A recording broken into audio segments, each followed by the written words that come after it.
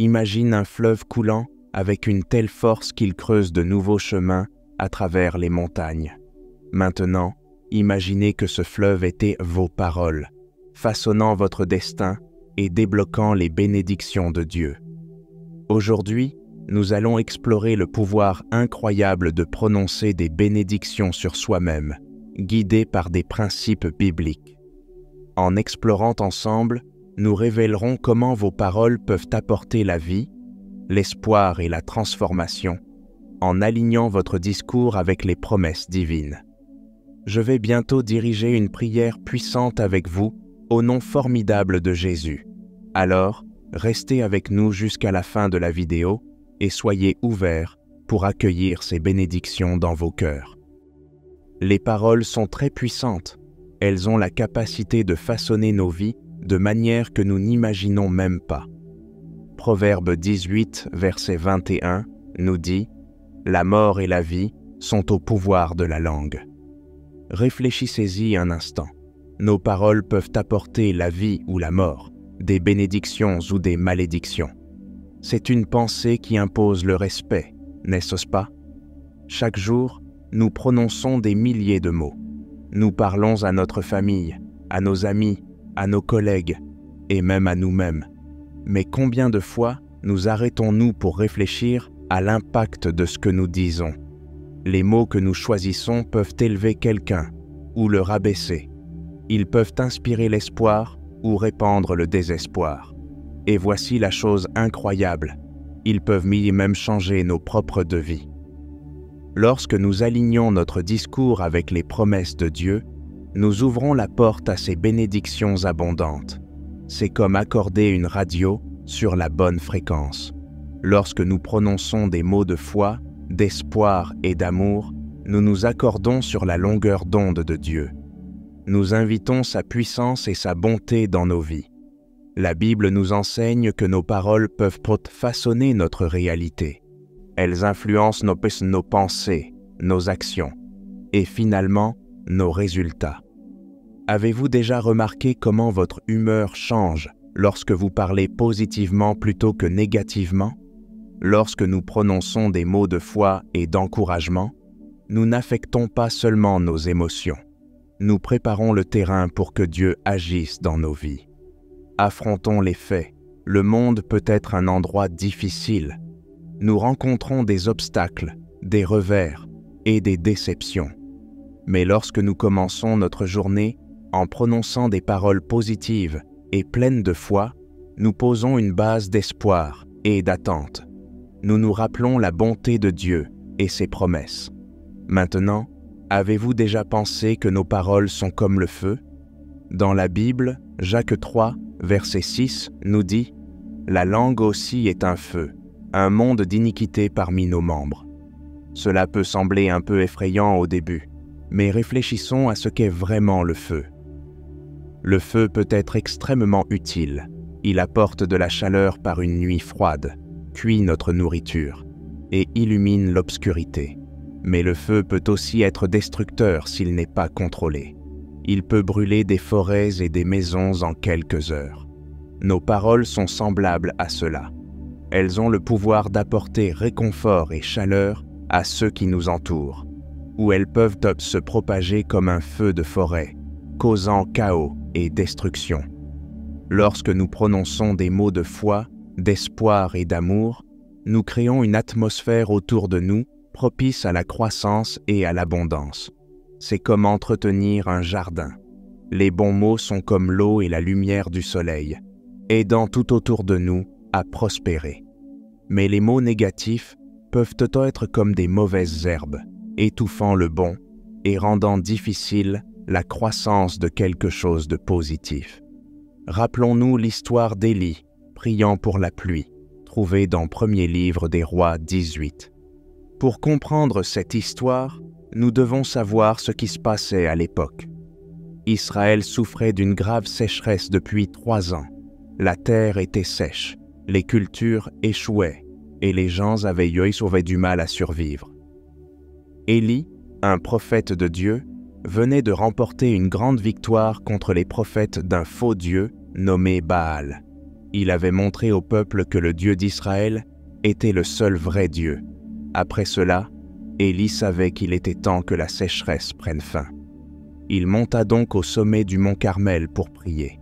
Il demanda à son serviteur d'aller regarder vers la mer pour voir s'il y avait un signe de pluie. Le serviteur alla et regarda, mais ne vit rien. Élie lui dit de revenir 7 fois. À chaque fois, Élie priait, prononçant des paroles de foi, bien qu'il n'y eût aucun signe de pluie.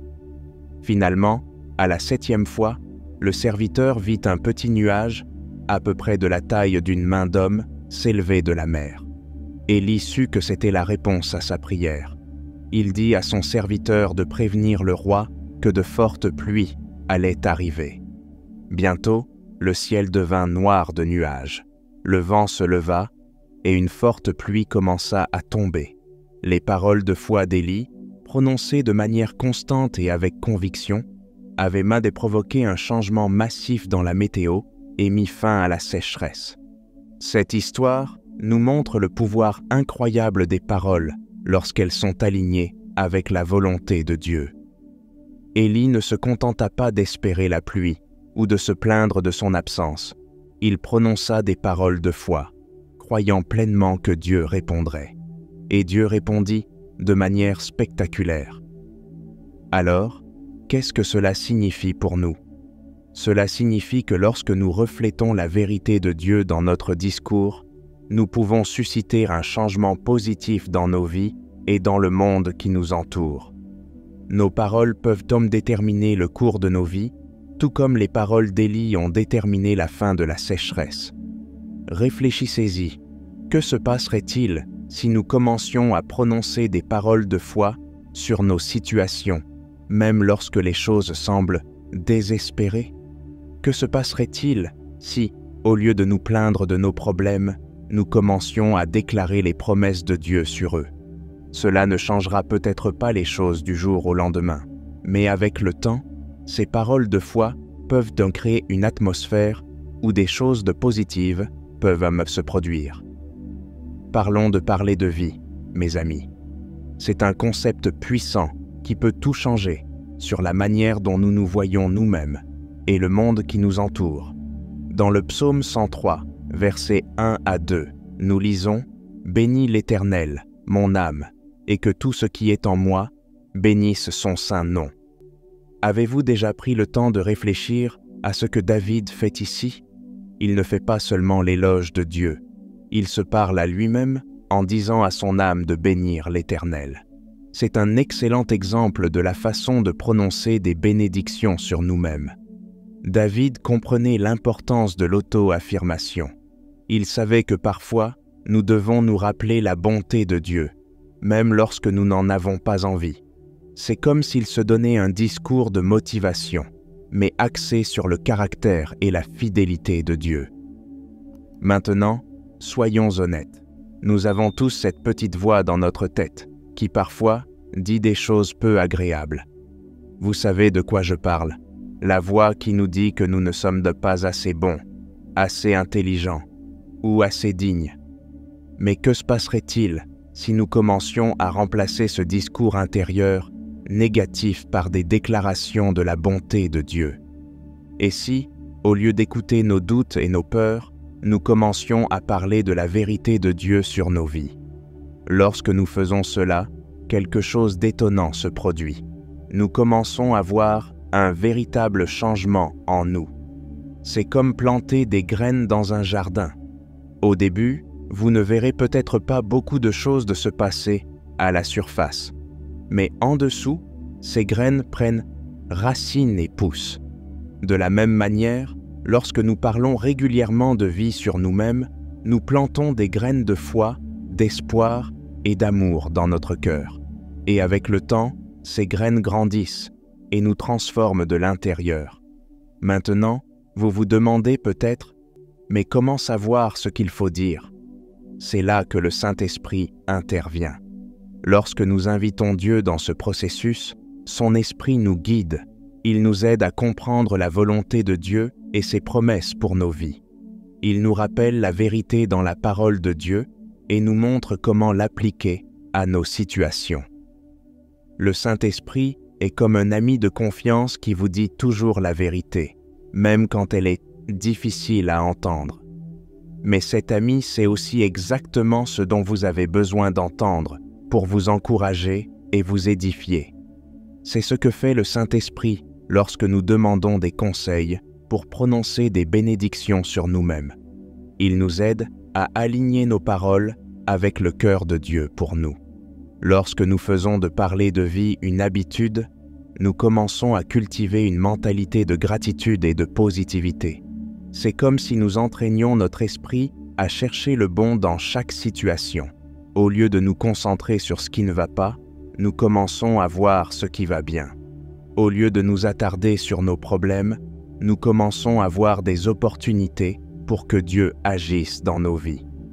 Alors, je veux vous mettre au défi aujourd'hui. Que se passerait-il si vous commenciez chaque matin en parlant de vie sur vous-même? Et si vous vous regardiez dans le miroir et vous rappeliez l'amour de Dieu pour vous? Avec le temps, vous commencerez à voir un changement dans la façon dont vous pensez et comment vous abordez la vie. Dans Colossiens 4, verset 6, il est dit « Que votre parole soit toujours pleine de grâce, assaisonnée de sel. » Que cela signifie-t-il pour nous? Cela nous indique que nos paroles devraient donc refléter l'amour et la grâce de Dieu dans chaque conversation que nous avons. Il s'agit d'être conscient de ce que nous disons et comment nous le disons, en veillant à ce que nos paroles apportent saveur et valeur à ceux qui nous entourent, tout comme le sel le fait pour la nourriture. Être attentif à nos paroles n'est pas toujours facile, n'est-ce pas? Nous vivons dans un monde souvent dur et critique. Il est donc facile de se laisser entraîner dans les commérages, les plaintes ou les critiques négatives sur les autres ou sur nous-mêmes. Mais lorsque nous faisons un effort conscient pour remplir notre discours de grâce, nous choisissons d'être différents. Nous choisissons de refléter le caractère de Dieu dans nos interactions quotidiennes. Pensez aux personnes que vous aimez côtoyer le plus. Il est probable qu'elles sont celles qui prononcent des paroles d'encouragement, qui écoutent sans jugement et qui semblent toujours savoir quoi dire pour remonter le moral.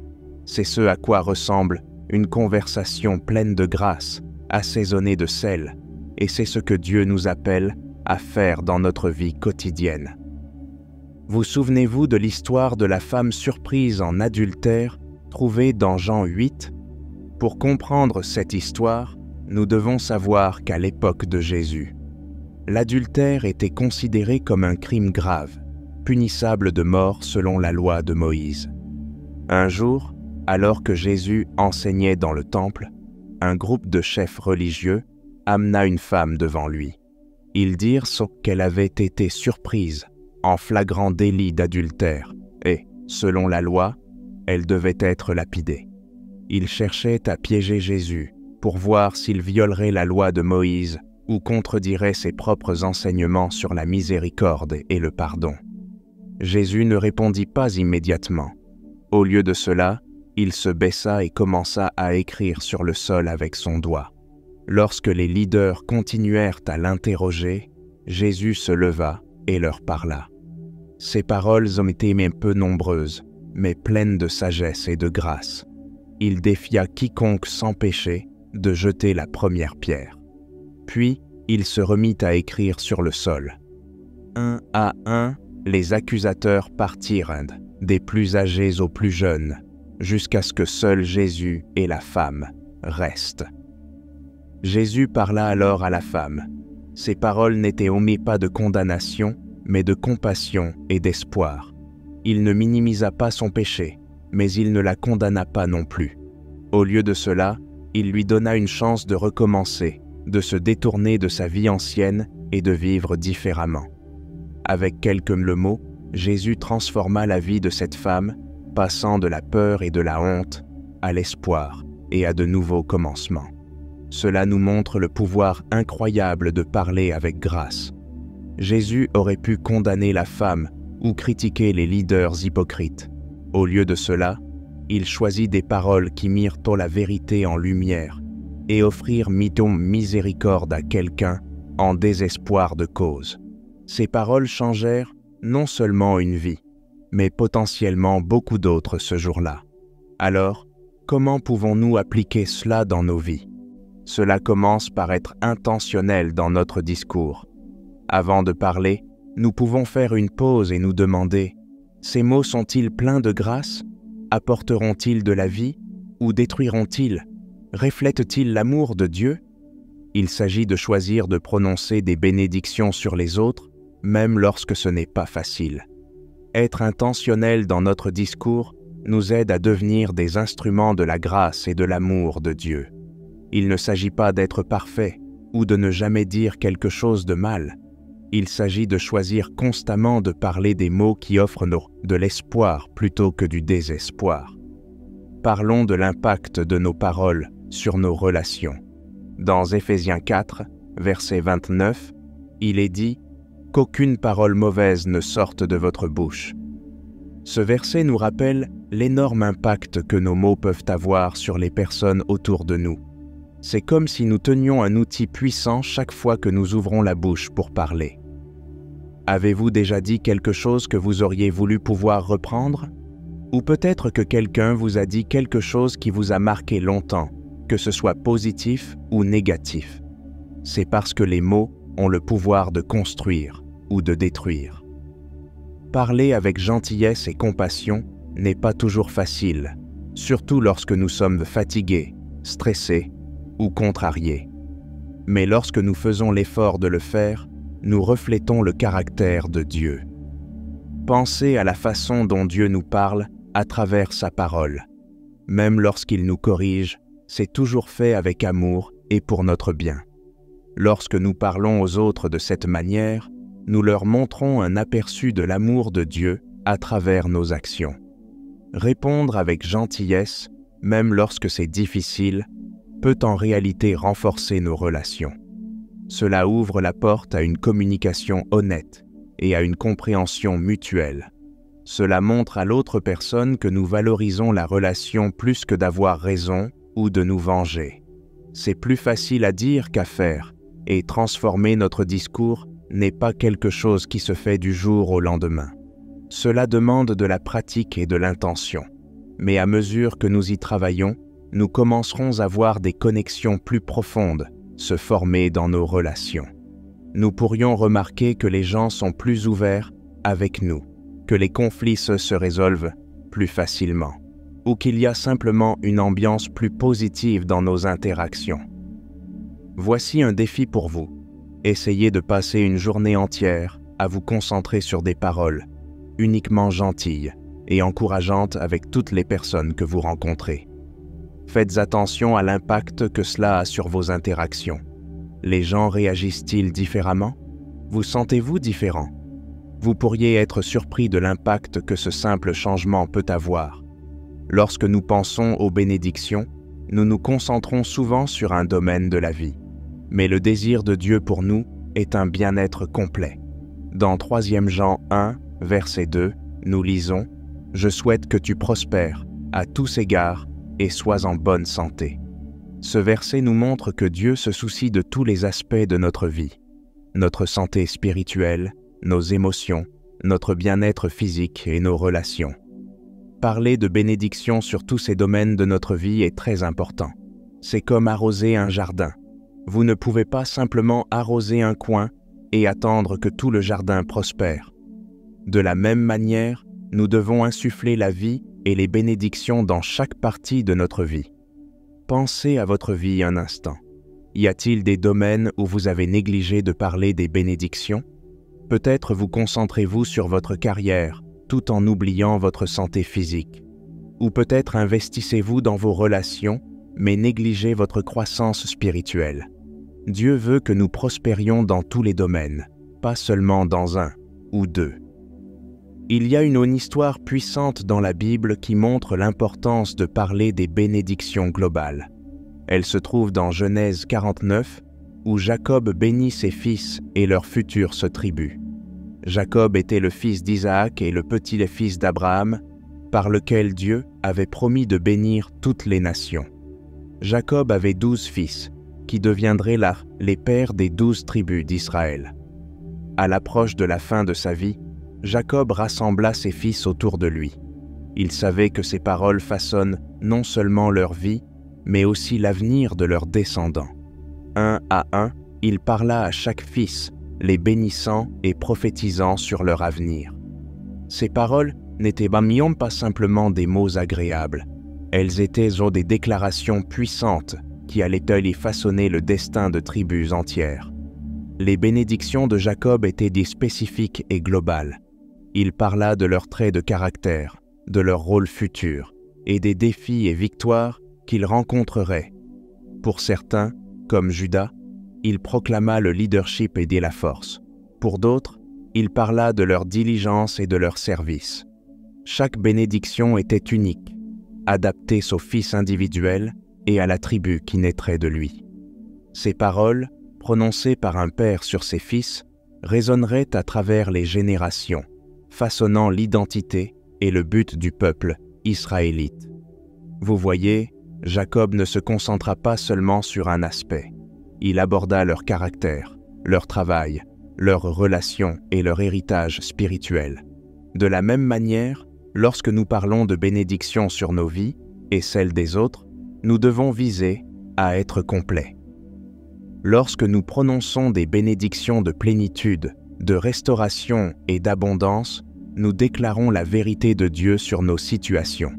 C'est comme si nous ouvrions la porte pour que Dieu agisse dans chaque domaine de notre vie.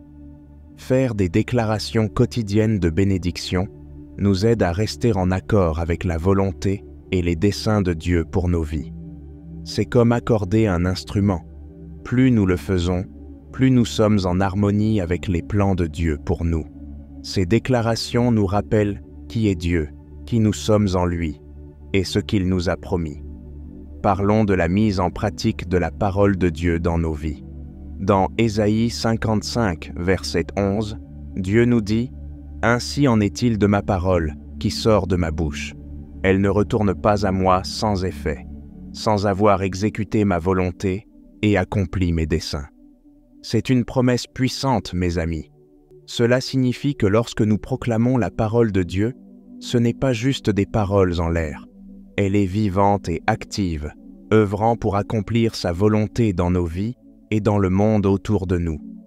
À quelle fréquence lisons-nous la Bible ou écoutons-nous un sermon, hochant la tête en accord, puis continuons notre journée sans vraiment laisser ces mots nous imprégner, mais lorsque nous activons véritablement la parole de Dieu dans nos vies, lorsque nous la parlons, y croyons et agissons en conséquence, c'est là que nous commençons à voir les résultats et les bénédictions qu'il désire.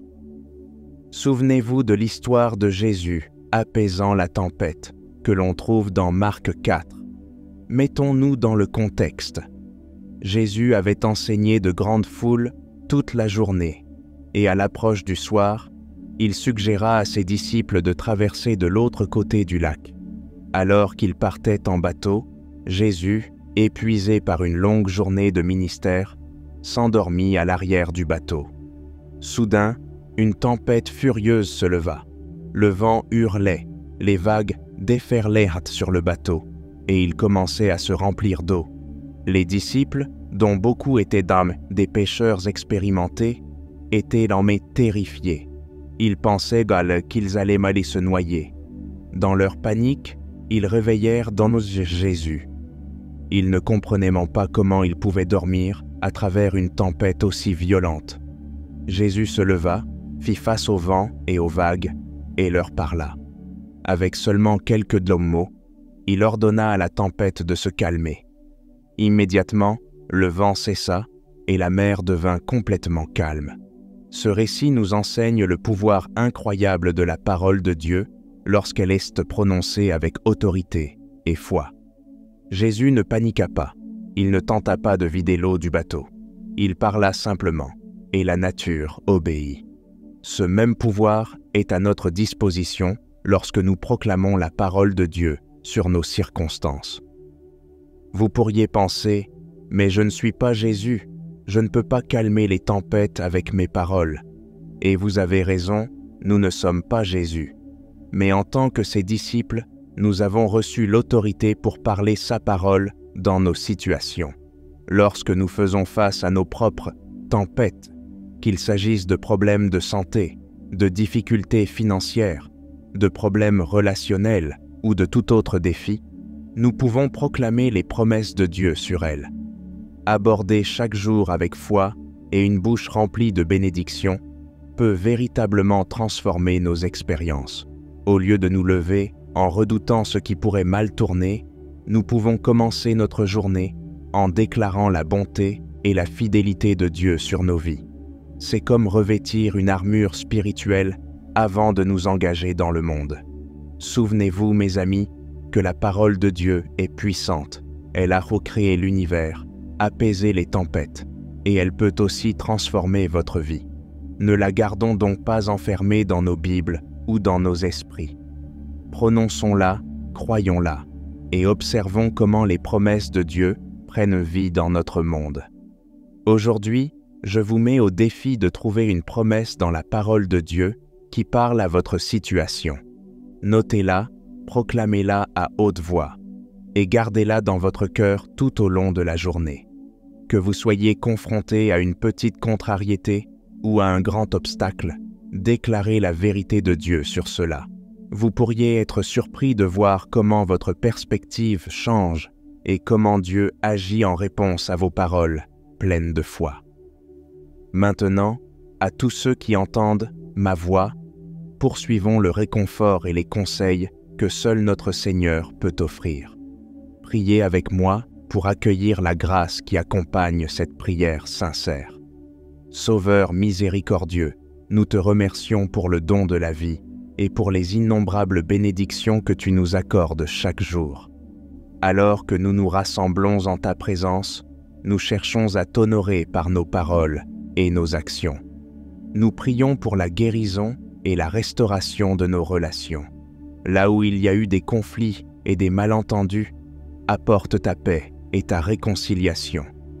Apprends-nous à prononcer des mots de bonté et de compréhension afin que nous puissions construire des ponts d'amour et de confiance. Seigneur, nous demandons ta guidance alors que nous nous efforçons d'aligner notre discours avec ta volonté divine. Aide-nous à être attentifs aux mots que nous prononçons, sachant qu'ils peuvent apporter guérison, espoir et encouragement. Que nos conversations soient pleines de grâce, reflétant ton amour et ta compassion. Que nos paroles apportent réconfort et assurance au cœur des gens. Utilise-nous pour apporter ta paix dans leur vie, en leur rappelant ton amour et tes soins infinis. Accorde-leur le courage de faire face à leurs défis avec confiance, sachant que tu es avec eux à chaque étape du chemin. Nous cherchons ton pardon pour les fois où nous avons parlé durement ou imprudemment. Nous nous repentons des moments où nos paroles ont causé de la douleur ou de la division. Purifie nos cœurs, Seigneur, et purifie nos langues. Remplis-nous de ton Saint-Esprit, afin que nos paroles reflètent ta bonté et ta miséricorde. Père, nous te confions nos familles, nos amis et nos communautés, demandant tes bénédictions sur eux. Que nos paroles soient une source de réconfort et de force pour ceux qui sont fatigués et accablés. Utilise-nous pour parler ta vérité et ton amour dans la vie des autres. Que nos foyers soient remplis de ta présence, où des paroles de foi et d'encouragement sont prononcées librement et abondamment. Nous prions aussi pour notre croissance et notre développement spirituel. Aide-nous à cultiver l'habitude de prononcer des bénédictions sur nous-mêmes et sur les autres. Rappelle-nous chaque jour tes promesses et ta fidélité. Alors que nous proclamons ta bonté, puissions-nous éprouver une connexion plus profonde avec toi et un plus grand sentiment de ta présence dans notre vie. Seigneur, nous demandons ta protection sur nos esprits et nos cœurs. Garde-nous contre les pensées négatives et les doutes personnels. Remplis-nous de ta vérité et de ton amour, afin que nous puissions prononcer des paroles qui édifient et encouragent. Aide-nous à parler avec clarté et conviction, en partageant ta sagesse avec ceux qui nous entourent. Que nos paroles inspirent les autres à te chercher et à faire confiance à tes plans pour leur vie. Enfin, nous te remettons nos vies, Seigneur, en faisant confiance à ton plan parfait. Utilise nos paroles pour glorifier ton nom et pour faire avancer ton royaume. Au nom de Jésus, nous prions. Amen. Nous espérons que vous vous sentirez mieux après avoir entendu cette prière. Veuillez cliquer sur le bouton « J'aime » de la vidéo et vous abonner à notre chaîne si vous souhaitez nous soutenir. Et si nous restions sur cette voie inspirante et pleine de foi. Pour ce faire, cliquez sur la vidéo qui s'affiche sur votre écran.